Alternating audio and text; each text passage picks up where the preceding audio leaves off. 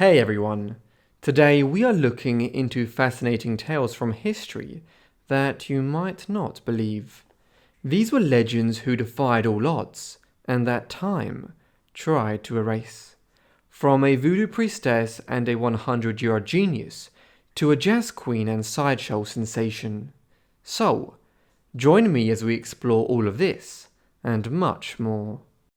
Many of us are familiar with the jazz culture of the Roaring Twenties, which epitomized European society after the First World War, though few today have heard of Ada Bricktop Smith, a jazz club owner and socialite who became something of a cultural legend. Join me as we explore her story. The woman who would become famous as Bricktop was born as Ada Beatrice Smith in the town of Alderson in West Virginia on the 14th of August 1894. Somewhat eccentrically, she adopted several further middle names during her lifetime, including Queen Victoria, derived from the long-reigning monarch of Britain, and Virginia, after the region of America she came from. Her parents both had backgrounds as enslaved people in the American South. For instance, her mother was born in the midst of the American Civil War in the early 1860s, and was theoretically enslaved for the first 2 years of her life before Union victory in the war and the issuance of the Emancipation Proclamation ended slavery in the United States. Her parents also had mixed race backgrounds, and Ada was partly Irish on her mother's side. When she was young, Ada's father died, and the family headed north from West Virginia to Chicago in the early stages of the Great Migration. This migration lasted for decades, from about 1910 to the 1960s, and saw millions of African Americans migrate from the southern states to the growing industrial cities of the north like Chicago, Detroit, and Cleveland. Ada began working in saloons and bars in Chicago from a young age. It wasn't long before she was also appearing in stage productions in theatres. Her first appearance was in a staging of Uncle Tom's Cabin in the Haymarket Theatre in Chicago. It was also during this period that she acquired the name Bricktop, seemingly in reference to her reddish hair, a byproduct of her Irish heritage. When she was just 16, Smith left home to tour the Midwest with a stage troupe, performing a vaudeville act with other African Americans. When this work ended, she drifted towards New York. There she was employed for a time in Barron's nightclub in Harlem, a part of New York which was transitioning around this time from being a white neighborhood dominated by old New York families of Dutch descent to become the center of a thriving African American cultural renaissance. She spent some of the 1910s and early 1920s here, though she also toured the country, returning for a time to Chicago and traveling out west to California. It was during these years that her skills as a jazz singer, vaudeville performer, and all-round dancer were honed. Despite her moderate success in America, in the early 1920s, Smith decided to leave the United States for Europe.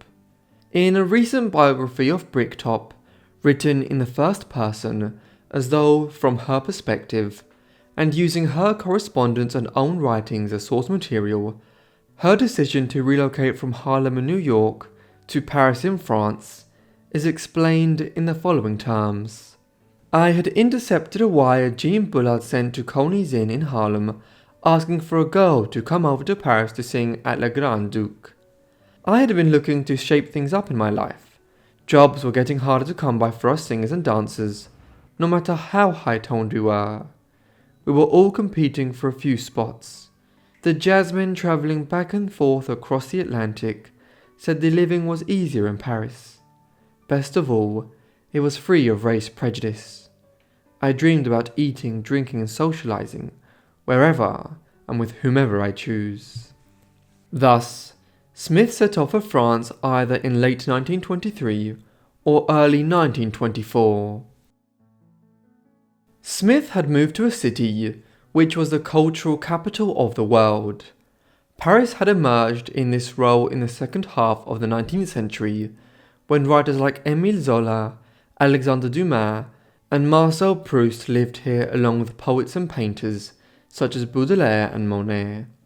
These people frequented clubs like the Moulin Rouge and established Paris's reputation as the world centre of dance culture and debauchery.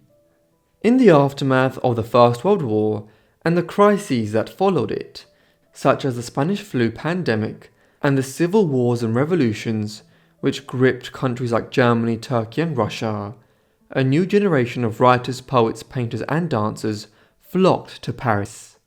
These included people like the writers James Joyce and Ernest Hemingway, and the poet Pond. The scene was propped up by an enormous economic boom and financial speculation from 1923 onwards, one which would catastrophically burst in 1929, but which saw a lot of money flowing around Paris prior to that. In this environment, there was peak demand for jazz singers, dancers, and others associated with Paris's vibrant nightlife. Bricktop quickly emerged onto the Paris scene, becoming a close acquaintance of the writer F. Scott Fitzgerald as he spent time in the French capital, Hemingway, and others.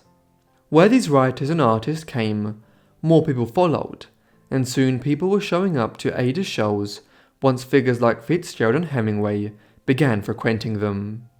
Her prominence continued to rise, and she was often hired by Cole Porter as an entertainer at his parties. Here she was known to teach guests the latest dance craze, such as the Charleston and the Black Bottom, and it is even said that she instructed the future King Edward VIII how to do both. She was already considering branching out and setting up her own place, annoyed by how small the Parisian dance clubs were, by comparison with the venues back in the US. However, her first effort ran into licensing problems and never got off the ground. In 1926, Smith finally managed to open her own place. She called it Chez Bricktop, and it was an instant success, becoming an important cultural spot in Paris in the second half of the Roaring Twenties. It produced many legendary tales. On one occasion, the great American writer John Steinbeck, author of The Grapes of Wrath and Of Mice and Men, was drunkenly thrown out of Chez Bricktop by Smith. Steinbeck famously apologised by having a taxi full of roses sent across Paris to the club. Afterwards, he was welcomed back by Ada. The famed Fred Astaire even visited and performed at the club. The club is also referenced in numerous published works of the time by Hemingway, Fitzgerald, Evelyn Waugh and others. It was short-lived success though. In the autumn of 1929, the Wall Street crash occurred, followed by the Great Depression. As this all commenced, the booze-soaked jazz scene and parties of the 1920s became a distant memory, and clubs like Chez Bricktop struggled. Many had to eventually close their doors. Chez Bricktop was popular enough that it continued for a while, but eventually the lights went out. Smith returned to the US for a time, where she found sporadic work. The precarious nature of this, combined with the death of her mother in 1938, left her suffering from severe anxiety, while the outbreak of the Second World War in 1939 further dented the entertainment industry at a time when it had only just begun to recover properly from the effects of the Great Depression. Yet, she had made her mark on Europe in the 1920s and would soon return there. While the 1930s and early 1940s were difficult times for Bricktop, she soon got back on her feet. In 1942, she had relocated to Mexico, one of the few parts of the world which was relatively unaffected by the war. There she set up a successful club in Mexico City and managed it for several years. Then, as Europe rebuilt and the economy recovered after the destruction of the Second World War, she headed back to Paris in 1949. Sadly, the city was no longer as she remembered it. The French capital lost its place as the cultural capital of the world in the 1930s, and it never really got it back, the title shifting to New York City, a place where Ada was well aware that vaudeville and dancing were not in high demand. Accordingly, she headed to Rome instead after a brief attempt at newfound success in Paris. In the Italian capital, she had something of an Indian summer, running a successful club here through the 1950s. She entertained many famous guests here, including Elizabeth Taylor, Frank Sinatra, Martin Luther King Jr., and more. She even had a close friendship with the abdicated King of Egypt, King Farouk I, for many years, with Farouk bringing Bricktop gifts from his travels like bottles of perfume and cigars. One element of Smith's life, which has been widely commentated on in recent years, is her sexuality. In 1927 in Paris, she met and began a relationship with a saxophone player by the name of Peter Duconge. They married in 1929, though the marriage soon ran into trouble as Smith became aware of Duconge's affairs. They effectively split up in the 1930s, yet they were never officially divorced, and they remained legally married until Duconge died in 1967. However, it seems very likely that Smith was also bisexual. In the second half of the 1920s, one of the most noted performers at Chez Bricktop was the American-born jazz singer Josephine Baker, a woman notable for being the first African-American woman to star in a major motion picture when she appeared in Siren of the Tropics in 1927. Bricktop told one of Baker's children many years later that they had been in a sexual relationship back in the 1920s when Baker was a regular performer at Chez Bricktop. Bricktop closed her final club on the Via Veneto in Rome in 1961.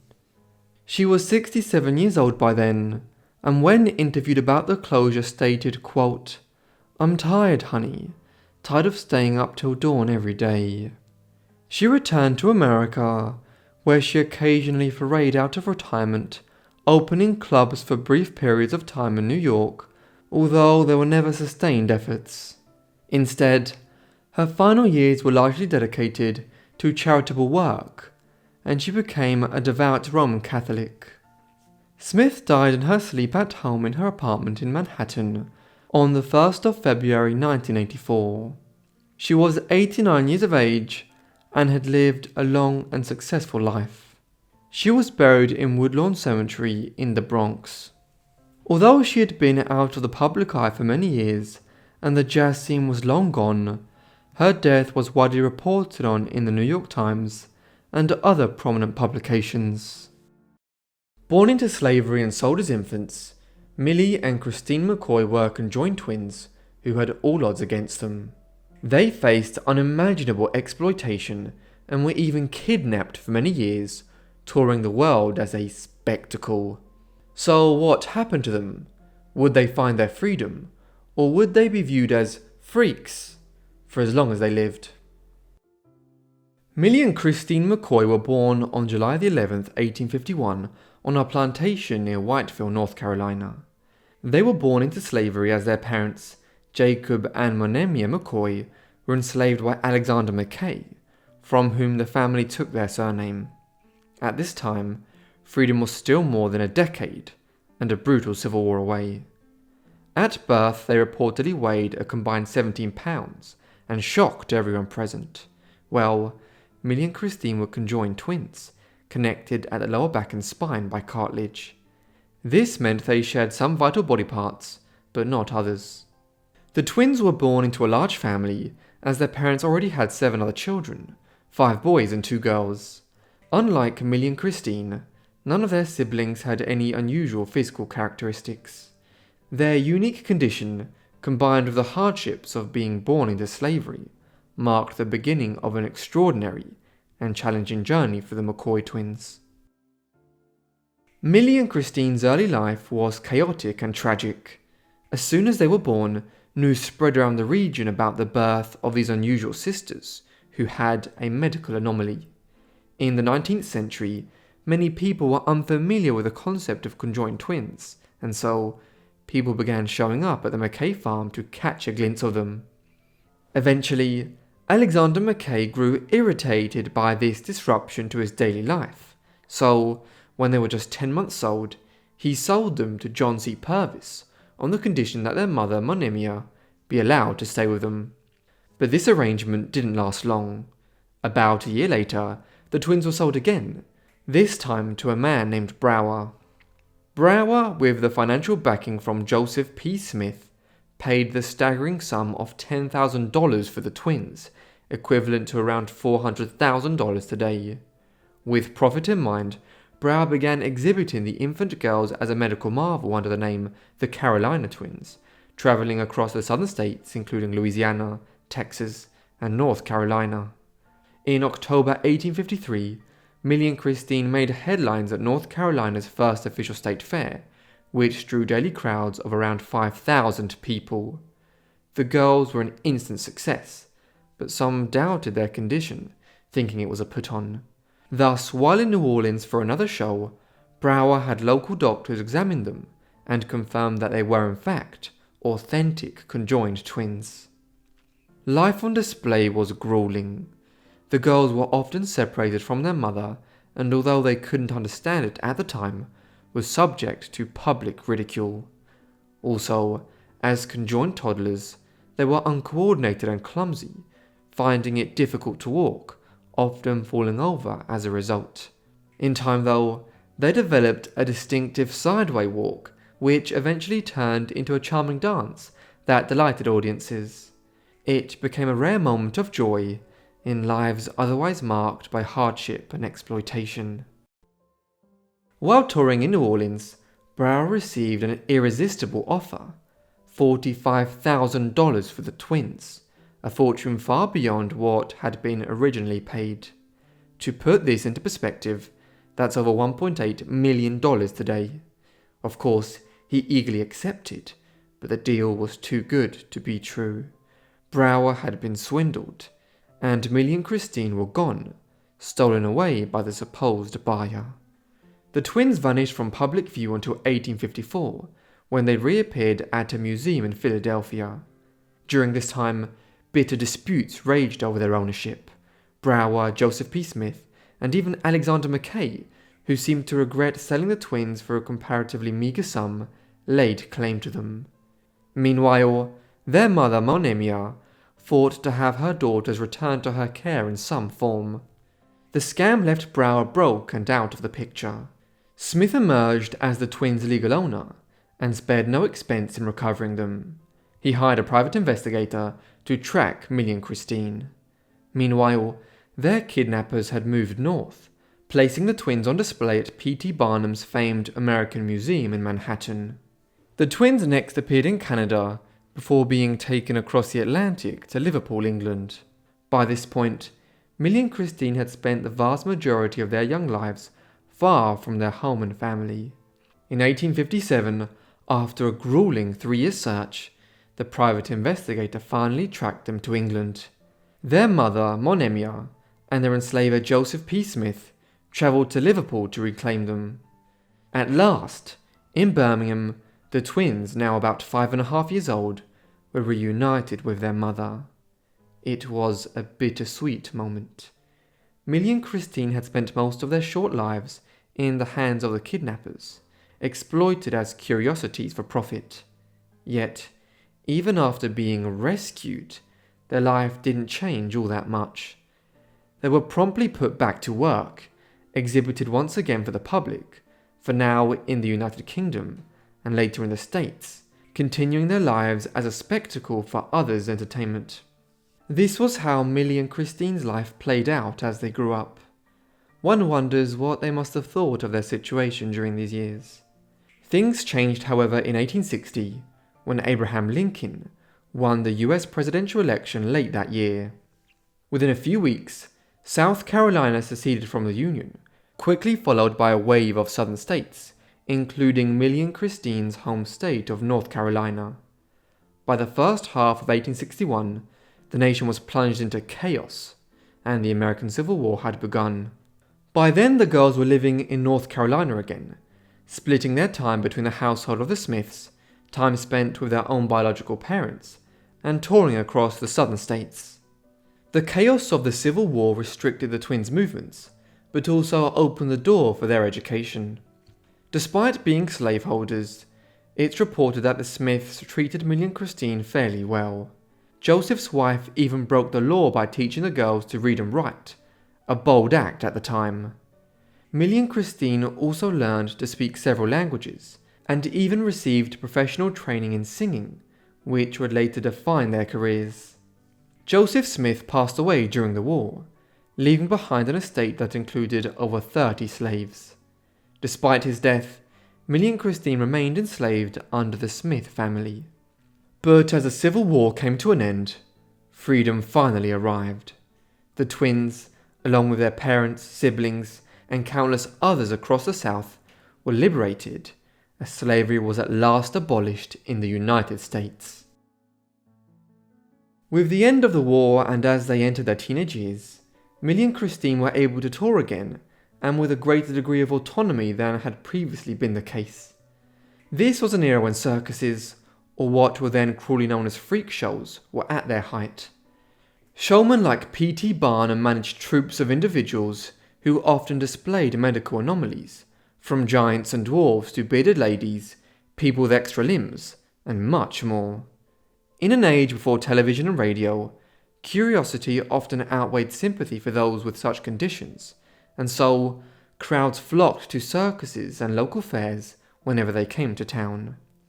Millie and Christine performed all over the country and were a big hit at these shows. During this time, there was widespread fascination with conjoined twins, often referred to as Siamese twins.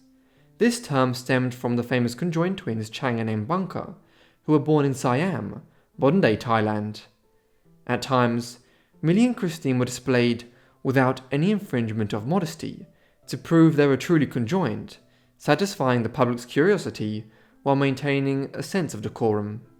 As they toured, sometimes associated with Barnum shows, sometimes with other managers, they grew more experienced about managing their affairs, and even seemed to have grown into their position. A memoir was written by them at the end of the 1860s, in which they used the motto, "As God decreed, we agreed," indicating an acceptance of their unusual medical situation, and a determination to make the best of it. Before long they returned to Europe, and like many other popular circus performers at the time, met with Queen Victoria. A highlight of their performance was their duets, where the sisters would sing together or alternate, with Christine taking a verse and Millie the chorus or vice versa. Many of these songs would later be published in a lengthy booklet detailing their life and career. Many descriptions were written of Millie and Christine during these years. The language used in these wouldn't even be contemplated today. One such work entitled A Biographical Sketch of Millie Christine, the Carolina twins surnamed the Two-Headed Nightingale and the Eighth Wonder of the World, refers to the twins as a, quote, creature, and references her elsewhere as a singular girl, as though they were unaware that conjoined twins were two different people. Another unfortunate advertisement of the girls' arrival to Liverpool in 1871 referred to them as cargo arriving on a ship, stating that there had arrived a cargo which, in the words of Mr. Toole, may be termed most extraordinary. The report went on as follows. Here we have a young lady with one body but two distinct minds, born by two separate heads. All the intelligent men who saw her at the Washington Hotel the other day can bear witness to the marvellous intelligence which predominates in both brains. The conversational powers of the two heads at once in communication with two different persons, upon different topics, would sufficiently testify it, but the marvel did not stop here. Some of the sweetest duets in the language of music were sang by a high soprano and a pure contralto. The notes issued from two heads, and yet but one trunk supplied the verve. Others simply engaged in fairly idiotic jokes. The Cincinnati Enquirer kidded that the two-headed girl would be a good juror. She could look at both sides of the case at the same time. These remarks, while mocking, highlighted the incredible fame they achieved. But was their life merely a spectacle for ridicule, or did they turn their notoriety into something extraordinary? Millie and Christine could be viewed as victims of a world which treated them as a freak show, and this was certainly part of their reality. However, at the same time, performers like them who worked for Barnum and other circuses at this time were handsomely rewarded. If they were savvy enough to capitalize on their popularity, they could make a lot of money and retire comfortably. Millie and Christine were able to make an estimated $25,000 per year working on the county fair circuit back in America, while larger shows in the cities or trips to Europe held out the possibility of even greater earnings. This was a huge amount of money in the 1870s, particularly so during an era of financial crisis in the US, the so-called Long Depression of 1873 to 1879. With their earning power and the market deflated, they turned the disadvantage that had characterized their lives on its head and made the best of their situation. In the 1870s, they bought the McCoy plantation where they had been born over 20 years earlier and gave it to their father. They would acquire the farm themselves after his death and built a large 14-room house where they lived with their many extended family members. By their 20s, Millie and Christine had earned enough money to partially retire. Like other circus performers of the time, years of successful touring, typically 5 to 10, allowed them to amass enough wealth to live comfortably, often with household staff to assist them. If money started to run low, they could return to do a tour for 1 or 2 seasons, earning a large payday as pent-up demand to see them was met. Such was the case in 1871 when the twins set off on a tour of Europe, visiting Britain, France, Belgium, the Netherlands, Germany, Italy, Austria, Hungary and Russia. Pay from the shows was often supplemented by gifts from European rulers and aristocrats when they appeared at the royal courts of Europe.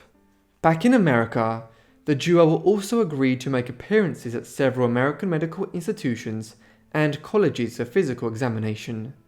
This could be viewed as exploitative and somewhat cruel. However, it must be remembered that there was a genuine lack of understanding at this time about the phenomenon of conjoined twins, and doctors were anxious to gain a greater understanding of it. Millie and Christine retired fully from the 1880s onwards. They were now in their 30s and lived a quiet life back on the farm they were born on in North Carolina. Studies show that the twins discreetly helped their community, funding a local school for black girls and supporting several colleges in the Carolinas, often making these donations anonymously. They lived a considerably long life for conjoined twins who often suffer from health complications owing to the nature of sharing vital body parts and organs. In Millie and Christine's case, they lived into their early 60s, and when they died, it was not from complications related to their being conjoined, but the result of one of the major killers of the time, tuberculosis. This claimed Millie's life on the 8th of October 1912, at 61 years of age. Christine reportedly died about 12 hours later, in what must have been a very sad ending. They were buried in a cemetery at Whiteville, where they were born over 60 years earlier. Their gravestone bears the words, "A soul with 2 thoughts, 2 hearts that beat as one." The twins left their considerable estate to their surviving family members. Millie and Christine's story has been the subject of several biographies in recent times, reclaiming their previously forgotten story. The Haitian Revolution was one of the most significant events in Caribbean history, as a black slave population overthrew colonial rule, abolished slavery, and established their own government. It all started with a voodoo ceremony at Bois Caimon in August 1791, overseen by Cecile Fatiman. Let's explore her story. On the night of the 14th of August 1791, one of the most significant events in the history of Haiti took place. This occurred at Bois Caimon, or Alligator Forest in English, a place on the north shore of the island of Hispaniola, overlooked by the well-known cave of Bois Caimon, and not far from the French colonial port of Cap-Haïtien. The place chosen was symbolic, and would have looked encouraging to those who attended the moonlight event on the night of the 14th of August. This was a voodoo ceremony, one which was presided over by a young voodoo priestess or mambo by the name of Cecile Fatiman and a slave leader by the name of Dutty Boukman. Thousands of slaves from the French colony of Saint-Domingue, which corresponds with what is now Haiti, were in attendance as Fatiman and Boukman carried out the ceremony. Boukman led events at the start, addressing the crowd and imploring them to, quote, "Throw away the image of the God of the Whites, who thirsts for our tears. Listen to the liberty that speaks in all our hearts."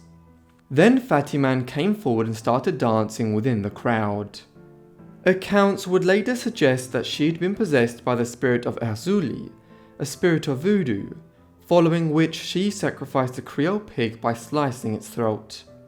Those in attendance were then smeared on their foreheads with the pig's blood, though other sources claim attendees had to drink the blood as an oath towards their cause. This was the beginning of a revolt against French colonial rule, resulting in the Haitian Revolution. So, who was this young mambo priestess who had overseen the ceremony that started all of it? Unfortunately, the early details of Cecile Fatiman's life are quite limited. There is even a debate as to where she was born. Some accounts claim that she was born in West Africa and was enslaved and transported across the Atlantic to the Caribbean at a young age, but these accounts are almost certainly incorrect. Given the manner in which she was embedded in the slave culture of Saint-Domingue by the early 1790s, her role at the ceremony at Bois Caimon, and her age at the time, Fatiman was more likely born on Hispaniola. Furthermore, her name Cecile indicates that she was born on a French slave plantation. One speculative theory concerning Fatiman holds that she was actually of mixed race and was given birth to by a slave woman who had been born in Africa and a settler in Saint-Domingue whose surname was von Neuhoff. This von Neuhoff was a man of German and Franco-Italian descent whose grandfather was Theodore I of Corsica. Theodore had a colourful life. He was the son of a low-ranking German noble and for a time was a soldier, diplomat and then a colonel. He travelled all over Europe and briefly became the self-proclaimed king of the Mediterranean island of Corsica in 1736, several decades before that island became a part of France. This theory also speculates that Fatiman was a name derived from her middle name Atiman, and that her proper surname was actually Croix-David, making Cecile a relative of Marie-Louise Croix-David, who would become Queen of Haiti in 1811. Some go further and state the two had the same mother, and were actually sisters. This is an interesting, but highly speculative origin theory. Other details of Fatiman's early life stand on firmer ground. Described as being a tall woman with penetrating and striking green eyes, she had long fine hair and must have had a lighter complexion than was typical of most enslaved people in Hispaniola at the time, given the later theory that she was of mixed race. She is believed to have been born in 1771, and so was only 19 or 20 years of age at the time of the ceremony at Bois Caimon. As such, her training as a voodoo mambo priestess began at an early age, when she was still a teenager, or perhaps even younger. The voodoo religion had emerged on Hispaniola as a merging of West African religious traditions and the Roman Catholicism of the French and the Spanish on the island. By the 18th century, when Fatiman was trained as a priestess, it was a major religion there to which a majority of the slave population adhered. As a mambo, Fatiman had several functions. These included leading voodoo rituals, holding initiations for new priests or priestesses, telling fortunes, reading dreams, casting spells, creating potions, healing the sick, and acting as a vessel for possession by the spirits of the religion, such as occurred that night at Bois Caimon in 1791. Beyond these details of her early life, we know that Fatiman would marry Jean-Louis Pierrot, a man about 10 years her senior, born in December 1761, who subsequently became a senior military commander in the Haitian Revolution. Fatiman was central in 1791 to the beginning of one of the most significant events in Haitian history, and indeed the wider history of the entire Caribbean. For over 200 years, the West Indies had been the epicenter of the Atlantic slave trade. Enormous profits could be made here from the cultivation of sugarcane and the production of sugar for European markets. Yet, as the indigenous peoples of the Caribbean had largely been wiped out in the 16th century from European diseases like smallpox and measles, the Spanish, Dutch, French and British had transported millions of slaves to the Caribbean to provide labour on the sugarcane plantations. What this meant was that by the 18th century, the vast majority of the population of the islands were of African descent, and were just waiting to throw off their shackles when the opportunity presented itself. In Haiti, which at the time was part of the island of Hispaniola, controlled by France as one of its colonies in the West Indies, known as Saint-Domingue, that opportunity presented itself in the early 1790s as unrest swept across France during the French Revolution. It was in these circumstances that Fatiman oversaw the voodoo ceremony at Bois Caiman in 1791. Fatiman's role in the Haitian Revolution thereafter is only partially apparent. We do know that within a week of the ceremony at Bois Caiman, that hundreds of French slave owners across the island had been killed, and most of the plantations were being taken over by the slaves. Thereafter, the region under their control was renamed Haiti and set up under the organization of the formerly enslaved population, with over 100,000 slaves now liberated. Thousands of plantation owners were massacred in the months that followed. We don't have accurate detail of her movements at this time, but we can speculate that Fatiman remained close to those leading the revolt, men like Jean-François Papillon, Georges Biassou, Jean-Jacques Dessalines, and Toussaint Louverture. Her husband, Jean-Louis Pierrot, also became a prominent commander in the rebellion, and so she would have remained close to both the political and military leaders. The revolution went through many twists and turns over the next decade and more. First, the French government effectively sided with the rebels as they abolished slavery in their colonies. Then France's enemies, Britain and Spain, intervened on Hispaniola in the mid-1790s, but by the late 1790s the rebels, who were increasingly led by Louverture, had secured control of Haiti. Napoleon Bonaparte attempted to reimpose control in the mid-1800s, but a new war led to Haiti securing its independence and emerging as the first free former slave country in the Americas. Fatiman's role in its early stages was highly significant, and we can speculate that she continued to play a role behind the scenes throughout its course. After independence, Haiti was proclaimed an empire under Jean-Jacques Dessalines. The people were hopeful, but the country was divided politically. The empire was short-lived, as in 1906, Dessalines was assassinated in a coup d'etat. Haiti was then divided into two regions, controlled by rival regimes, with President Henri Christophe ruling the semi-feudal northern state of Haiti, and Alexandre Pétion ruling the more tolerant Southern Republic of Haiti. In 1811, Christophe proclaimed himself King Henri I of the state of Haiti, but he was highly unpopular. After suffering a stroke, and with support for his rule waning, he committed suicide in 1820. His 16-year-old son and heir was assassinated 10 days later. After this, Jean-Pierre Boyard, Pétion's successor as president, reunited the north and south of the country into the Republic of Haiti. In 1822 he annexed the newly independent Spanish Haiti, which brought all of Hispaniola under one Haitian government. He would be president for just under 25 years, longer than any other Haitian leader. The details of Cecile Fatiman's subsequent life after the Haitian Revolution are nearly as frustratingly obscure as her early life.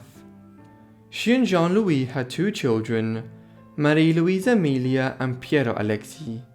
Her husband was a prince of Haiti in the 1810s, during the period of monarchical government, while he would subsequently serve as President of the Republic of Haiti for a brief time in 1845 and 1846, making Cecile First Lady, but they later divorced. Legend has it that Cecile lived until 1883 and so died at the ripe old age of 112. Whether this is true or not is unconfirmed. As with so much else in her life, her status as a centenarian and the circumstances of her death are shrouded in myth and mystery. Cecile Fatiman's legacy today is quite extensive. She holds a unique place within the early history of the Haitian Revolution, but this is in itself somewhat peculiar, for while she was doubtlessly a pivotal figure in the very first days of that revolution, as it began in Haiti with a voodoo ceremony, we know remarkably little about her long life thereafter. For far too long, her role in the events of the 1790s has been overshadowed by more well-known figures like Louverture and Dessalines. But in the past decade or so, a generation of new scholars have begun questioning what Fatiman's role in events in 1791 reveals about the female involvement in the Haitian Revolution and the politics of the time. As such, new details about her life are coming to light from Haitian archives over time, though the documentary material concerning her is limited.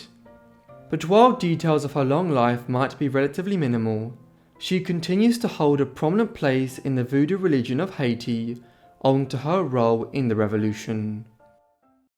Joice Heth was an enslaved African American lady who apparently lived to 161 years of age. In 1835 she was being exhibited, and audiences came from far and wide to see her, not only for her great age, but because she had been George Washington's childhood nurse.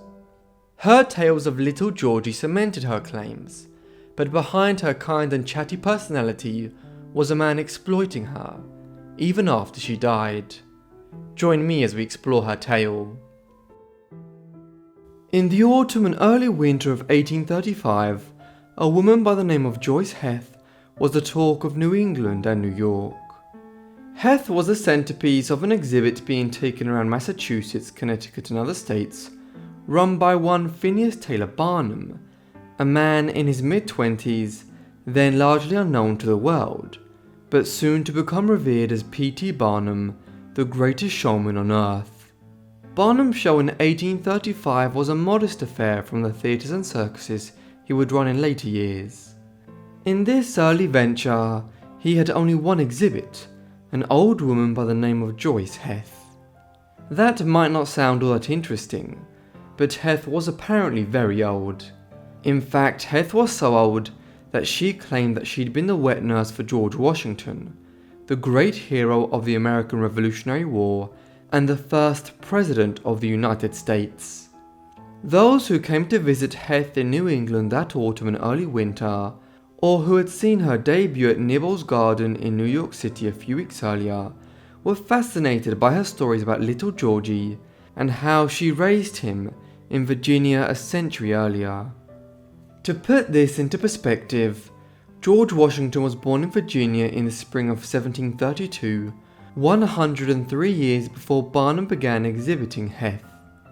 Given that wet nurses were generally women aged between 20 and 40, if Barnum's claims were to be believed, then Heth would have needed to have been over 120 years of age at least.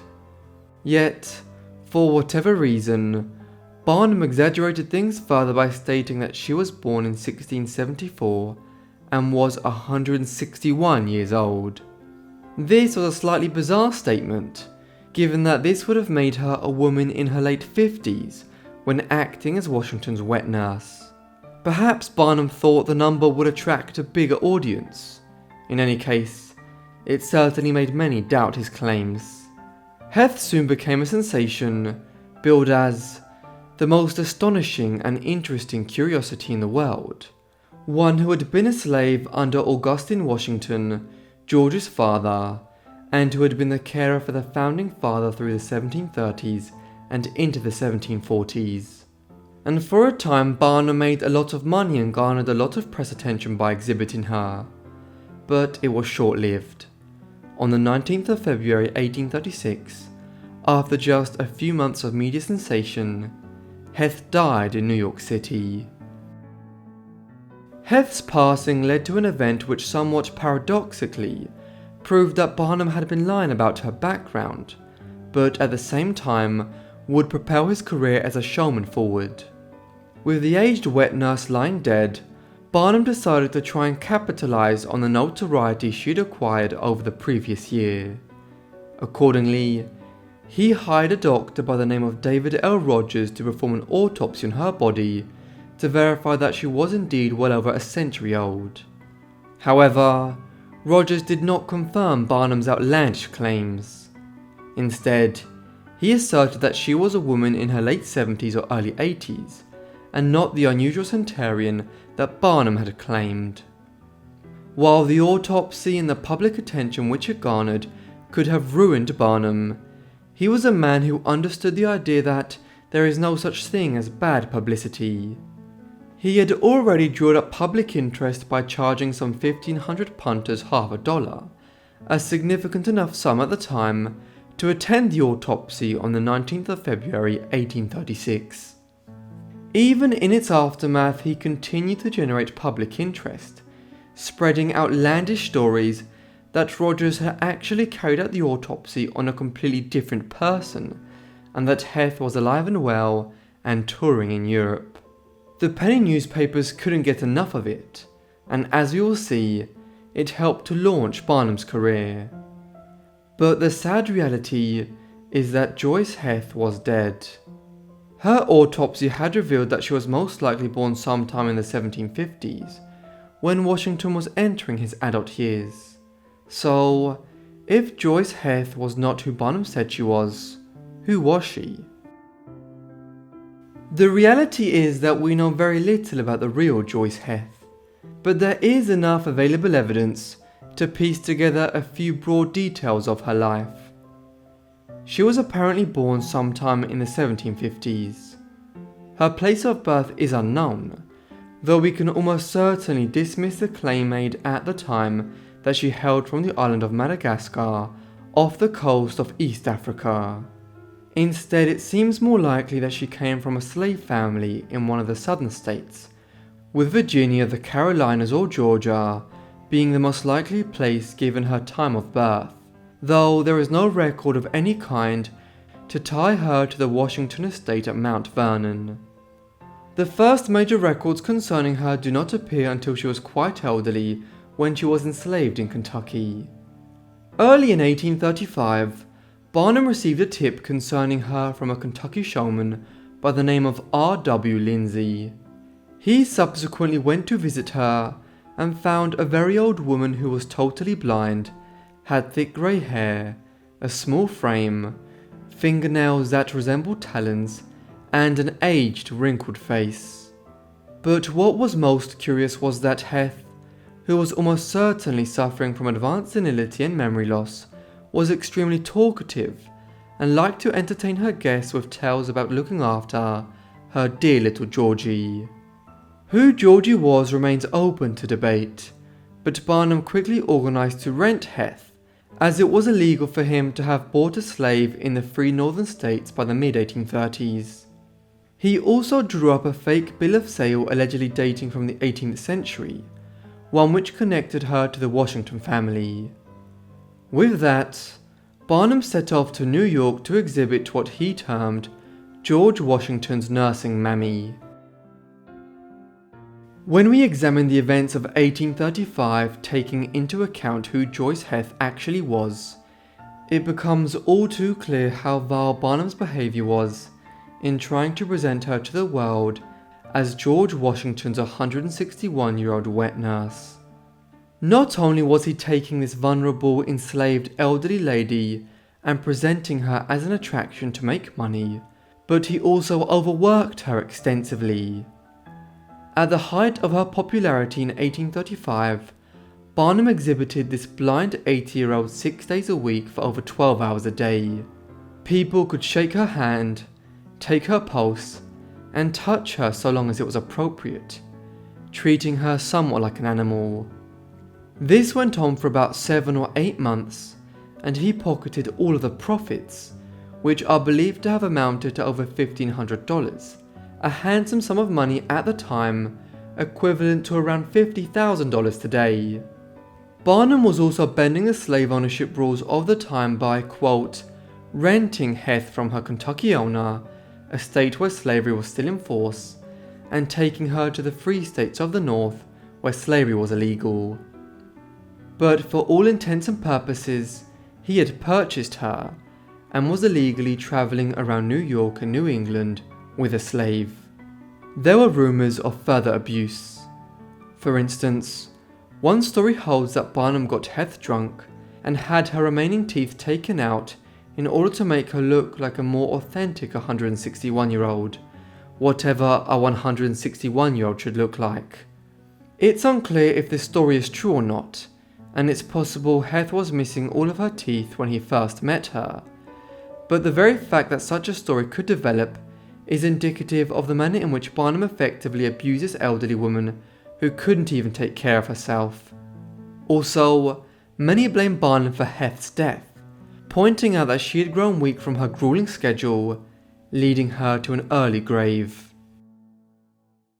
As cruel as Barnum's conduct might have been in his treatment of Joice Heth, there is no doubting that the whole episode served to launch his career. Shortly after the Heth autopsy, he set up Barnum's Grand Scientific and Musical Theatre. It met with mixed success owing to the Panic of 1837, a financial crash which led to economic stagnation in the late 1830s. But once people had money back in their pockets in the early 1840s, they came in large numbers to Barnum's latest venture, Scudder's American Museum, a venue where Barnum exhibited all manner of people with what were deemed to be physical abnormalities at the time: dwarves, albinos, those with giantism, and other conditions. It was the beginning of a long career in which the man who became known as the greatest showman on earth and founded the Barnum and Bailey Circus would largely make his riches by exploiting the unfortunate, people like Joice Heth, with whom it all started back in the mid-1830s. Curiously, Barnum's reputation is often still bolstered today, notably through the 2017 film The Greatest Showman, which completely overlooked the unsavoury elements of his life, career and character. Joice Heth was buried after the autopsy in Barnum's hometown of Bethel in Connecticut. He claimed this was done with respect, but this ignores all of his actions up to that point. In later years, Barnum emerged as a staunch abolitionist, and his exploitation of Heth became a major source of embarrassment. He briefly wrote about this in his 1869 memoir, expressing that the least deserving of all of my efforts in the show line was the one which introduced me to the business. He adds that it was a scheme in no sense of my own devising, one which had been some time before the public and which had so many vouchers for its genuineness that at the time of taking possession of it, I honestly believed it to be genuine. Barnum largely downplays the tour with Heth and avoids going into details on the autopsy, simply referring to it as a dark subject that is shrouded in mystery. Today though, her memory has been reclaimed from being something other than just an oddity that Barnum used to build his career. In particular, the scholarship of Harriet A. Washington in her book Medical Apartheid, which highlighted the manner in which medical experimentation on African Americans remained a phenomenon in 19th century America, even as slavery was coming to an end, and the work of Benjamin Reese on race relations in the 19th century entertainment industry in the United States, have highlighted the manner in which Heth was victimized by a man who is all too often celebrated as the greatest showman of the age. Alice of Dunk's Ferry was an African American slave who lived to be very old, by some accounts attaining the age of 116. Having been born into slavery, she never learned to read or write, but she was very intelligent and had an incredible memory. This, combined with her storytelling ability, made her one of America's first oral historians, and a genius in her own way.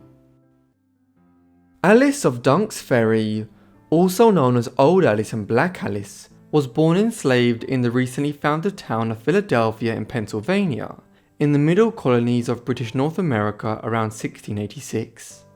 Her parents were slaves who had been brought to America from Barbados in the Caribbean.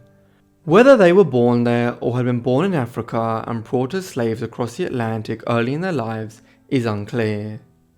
Alice was born just a few years after the establishment of Philadelphia in 1682, and she later recollected that she remembered growing up there at a time when the surrounding region was, quote, a wilderness, and when the Indians, its chief inhabitants, hunted wild game in the woods, while the panther, the wolf, and the beasts of the forest were prowling about the wigwams and the cabins in which they lived. It must be said that Alice was amongst the unlucky few in Pennsylvania, which was not a major slave-owning state. Slavery had developed gradually across the British colonies of North America in the 17th century, with it beginning in the late 1610s and 1620s as a form of indentured servitude, where Africans were brought in and forced to work for several years, but at the end of which they were often released and given their own plot of land on the edges of the colonies. A similar arrangement pertained for the Irish in colonies like Virginia, where many struggled through tenures as indentured servants for many years. However, in the case of Africans being brought to North America, their circumstances got worse over time, and by the end of the 17th century when Alice was born, laws had been introduced to effectively create the kind of chattel and plantation slavery that is synonymous with America's early history. The situation, though, was different in Pennsylvania. This colony had been established in the early 1680s by William Penn, an English Quaker who had received land from King Charles II of England in compensation for a considerable debt owed by the crown to his deceased father. Over the next quarter of a century, William developed Philadelphia and the surrounding region as a haven for religious dissenters such as Quakers, Baptists and Moravians, who faced persecution back in Europe. This spirit of tolerance also extended to enslaved people, and in time the Quakers became the driving force behind the abolitionist movement in the colonies and in Britain, with William Wilberforce, the head of the abolitionist movement in England, being a Quaker himself. What this ensured was that Pennsylvania had a relatively small number of enslaved people by comparison with the colonies further to the south, such as Virginia and the Carolinas, while the 5,000 or 6,000 slaves which were in Pennsylvania were generally treated better than their counterparts working on the tobacco and cotton plantations of the South. All of this impacted on Alice's life, and as we will see very shortly, her experiences were tied up with those figures like William Penn in her youth. When she was 10 years of age, Alice was taken from Philadelphia and sent to Dunk's Ferry. This was located not far from Philadelphia, on the site of what is now Neshaminy State Park in Bucks County in Philadelphia. From here one can clearly make out the skyline of Philadelphia today, and so Alice had not been taken far from the growing town. The reason for her relocation was to act as a ferry master at Dunk's, where a ferry had been established to convey travellers across the Delaware River in 1695. Here she was enslaved by Samuel Carpenter, and was employed to collect the toll money which people who wished to travel on the ferry were required to pay for transport across the river. She would spend the next 40 years working at Dunk's Ferry. The reason we know a good amount about Alice's life is primarily because her story was related just after her death by Isaiah Thomas. He was the founder of the American Antiquarian Society in 1812 and a newspaperman and writer. He also has the interesting distinction of having read out the Declaration of Independence for the first time in Massachusetts in 1776, after it had been ratified by the Second Continental Congress in Philadelphia. In 1804, Thomas published a book entitled Eccentric Biography or Memoirs of Remarkable Female Characters, Ancient and Modern, etc., with portraits. This was a collection of nearly 100 short biographies of interesting female figures, many of them being 18th century rulers and noblewomen like Catherine the Great of Russia and the philosopher and early feminist Mary Astle. Yet, the very first entry in Thomas's book was for Alice of Dunk's Ferry, and Thomas, who had talked to people who knew Alice in her later years, provides an invaluable account of her. It is from Thomas that we learn that Alice knew many of the key figures of Pennsylvania's early history, noting that she remembered William Penn, the proprietor of Pennsylvania, Thomas Story, James Logan, and several other prominent characters of that day. Penn, as mentioned, was the founder of the colony, and remained in charge down to his death in 1718, following which his family took over. Thomas Story was a prominent and controversial Quaker who, after spending time in Pennsylvania, returned to Europe, and was arrested on several occasions for preaching his religious beliefs in England and Ireland. Logan was a Scots-Irishman who later became mayor of Philadelphia. In 1737 he signed the walking purchase with the local Lenape Indians, which allowed for the westward expansion of the Pennsylvania colony. Finally, Alice's enslaver at Dunk's Ferry, Samuel Carpenter, was a lifelong friend of William Penn's, and was the first treasurer of the Pennsylvania colony. Curiously, he was regularly on record as having protested against the institution of slavery, but this clearly conflicts with his ownership of Alice. What it does suggest is that the circumstances of her slavery would perhaps have been less oppressive than those of her counterparts further to the south in the plantations. Beyond these figures, Alice, who lived to be well over 100, also lived through momentous events in American life. These included the 7 Years' War with the French and the Native American allies between 1756 and 1763, followed by the American Revolution in the 1770s, the birth of the United States, and the early history of the country. As such, she had much of interest to relate to people later in her life. Luckily, Alice was more than happy to recount the things she had seen and the people she had known, and this has led to her becoming known as one of the first oral historians of America. During the decades she worked at Dunk's Ferry, she was known to converse with waiting passengers about the history of Pennsylvania, and regaled them with stories about William Penn and his associates in the early history of the colony. Alice was illiterate, and so could not read or write down her recollections of Philadelphia and Pennsylvania, yet she was known to have an excellent memory and be extremely intelligent. For instance, later in her life, when she was very old, even by modern standards, she was, as related by Isaiah Thomas, able to point out how Philadelphia had changed as a city when visiting it, showing people where the church and other buildings had stood nearly a century earlier, and what was gone and what remained from its early days. Few questioned the veracity of her accounts, and she was known for living a very honest and moderate life. Evidently, from how Thomas writes about her, Alice had become something of a feature of Pennsylvania life by the late 18th century, with people far and wide travelling to hear her incredibly detailed and rich accounts of the early colony. Alice did not live out all of her long life enslaved. After 40 years of working at Dunk's Ferry, by which time she was probably in her early 50s, she was released from working there. It is unclear if this means that she was given her freedom, or if she was simply allowed to retire.